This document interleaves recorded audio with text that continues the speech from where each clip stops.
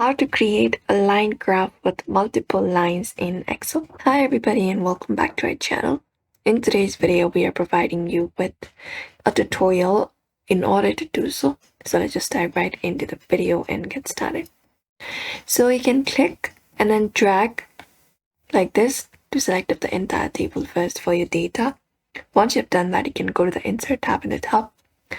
And here, select the option or click on the line chart icon. We have different options here. So here we have this option for line chart. You can click on it.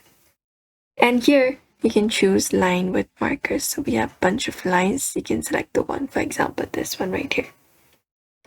And here we can see that Excel will automatically create a graph with X and Y axis and multiple lines like cells A, B, and C.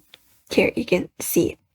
Now here we can add in a chart title, for example, monthly sales comparison.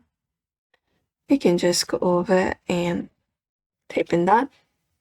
And you can even change the line colors. You can select it and we have lines option. You can change the color that you would prefer it into like this and change it.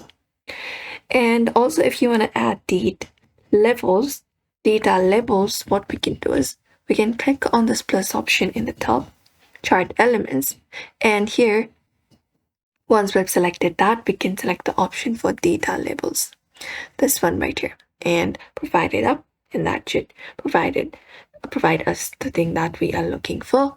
If the lines are wrong, Excel mixes rows and column. You can click on the chart.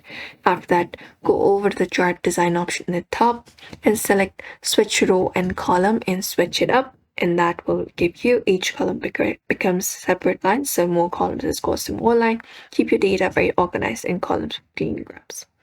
So that is it, everybody. You may follow out this method to do so. So we hope this video was helpful. Give this video a like and subscribe for more.